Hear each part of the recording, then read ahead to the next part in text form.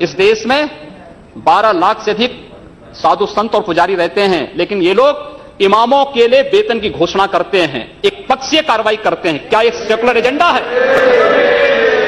दिल्ली की सरकार ने किया, पश्चिमी बंगाल की सरकार ने किया, महाराष्ट्र की सरकार ने किया। क्या यही सेकुलर एजेंडा है? सांप्रदायिक आधार पर ये लोग बांटते हैं समाज को। उसी प्रकार से उससे भी खतरनाक स्थिति, आतंकवादियों पर दायर मुकदमे वापस लिए जाते हैं और उसके बाद भी ये कहते हैं कि सांप्रदायिक हिंसा बनी रहे। महोदय, चर्चा का विषय होना चाहिए कि आखिर सांप्रदायिक कौन है, कौन है सांप्रदायिक? महोदय, जो हम लोगों ने जाना है, जो हम लोगों ने समझा है, इस सांप्रदायिक वह होता है जो कहता है कि मेरा इष्ट या मेरा देव या मेरा पैगंबर ही सर्वश्रेष्ठ है। उसके मानने वालों को तो जीवित रहने का अधिकार है, शेष को नहीं। मुझे लगता है वह सांप्रदायिक है।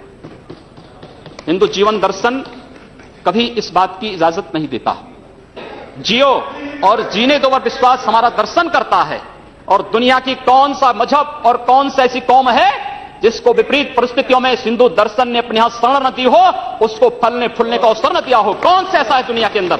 लेकिन आज जिस हिंदू दर्शन ने सबको शरण दी, सबको फलने फूलने का भरपूर अवसर दिया, आज जब उसी के खिलाफ षड्यंत्र होना प्रारंभ होता है तो उसे एकजुट होना तो पड़ेगा ही। और मुझे लगता है इन लोगों के कर्मों का फल है कि पूरे देश का हिंदू जनमानस आज इस बात के लिए तैयार हो रहा है कि उसके खिलाफ आज शासन तंत्र से जो षड्यंत्र हो रहे हैं उसका जवाब अपने स्तर पर देना ही पड़ेगा। और आज वही स्थिति सामने आई है। महोदय, मैं पूछना चाहता हूं इन लोगों से, जब भारत का मुसलमान हज यात्रा करने के लिए जाता है, महोदय, जब हज यात्रा करने के लिए जाता है, उसकी पहचान कब भारतीय के नाम पर नहीं, पाकिस्तानी के नाम पर नहीं, बांग्लादेशी नाम पर नहीं, भारतीय उपमहाद्वीप का जो भी मुसलमान हज यात्रा करने के लिए जाता है उसकी पहचान हिंदू नाम पर होती है, उसकी पहचान भारतीय, पाकिस्तानी या बांग्लादेश के नाम पर नहीं। लेकिन अगर उसी हिंदू पहचान को हम इनके ऊपर यहां पर लागू करने का प्रयास करते हैं, इनको बुरा लगता है। हिंदू सांप्रदायिकता नहीं, हिंदू राष्ट्रीयता का प्रतीक है। और भारत की राष्ट्रीयता का प्रतीक हिंदुत्व को बदनाम करोगे, उसकी कीमत चुकानी पड़ेगी इन लोगों को। और इसलिए महोदय, मैं आप सबके आपके माध्यम से एक बार कहना चाहता हूं, महोदय, एक बार गुरुदेव रविंद्रनाथ टैगोर ने कहा था, गुरुदेव रविंद्रनाथ टैगोर ने एक बात कही थी। उन्होंने कहा था, अगर भारत को समझना है, बैठ गए आप, अगर भारत को समझना है तो मैं भारतीय अस्मिता को पहचानना पड़ेगा। और भारतीय अस्मिता को पहचानना है तो स्वामी विवेकानंद के बारे में आप जान लीजिए। स्वामी विवेकानंद ने एक बात कही थी कि गर्व से कहो हम हिंदू हैं।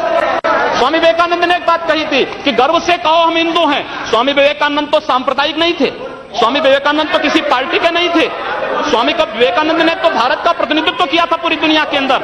और दुनिया के अंदर जो हिंदू आज पूरे देश के अंदर, पूरी दुनिया के अंदर अपनी सहिष्णुता के लिए पहचाना जाता था, आज उस हिंदू के साथ किस प्रकार का व्यवहार किया जा रहा है, वह कश्मीर से विस्थापित होता है, उसे कश्मीर से निकाला जाता है। एक भी बार इस सदन में चर्चा नहीं होती है, इन लोगों का मुंह नहीं खुलता जब कश्मीर से 3.5 लाख की संख्या में कश्मीरी पंडित निकाले जाते हैं, तब ये लोग नहीं बोलते।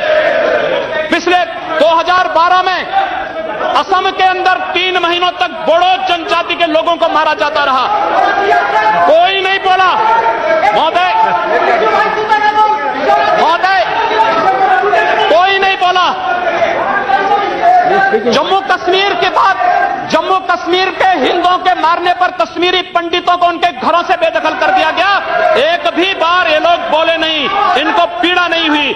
दुनिया के अंदर ये अपने आप में बिरला उदाहरण था जहां पर अपने ही देश में अपने ही जानने वाले लोग विस्थापित होकर के खाना बदोश की जिंदगी जी रहे हैं। उस शर्मनाक घटना की निंदा एक भी बार इन लोगों ने नहीं की।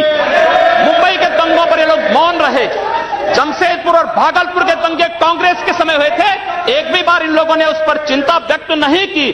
और तो और 1984 में इस देश के अंदर जिन सिख गुरुओं का योगदान इस देश को बचाने और इस देश की धर्म और संस्कृति, इस देश के समाज को बचाने में बहुत महत्वपूर्ण थी, उन सिखों के कत्लेआम पर भी इनको शर्म महसूस नहीं होती है। और आज लोग इस देश के अंदर सांप्रदायिक सौहार्द की इनका पूरा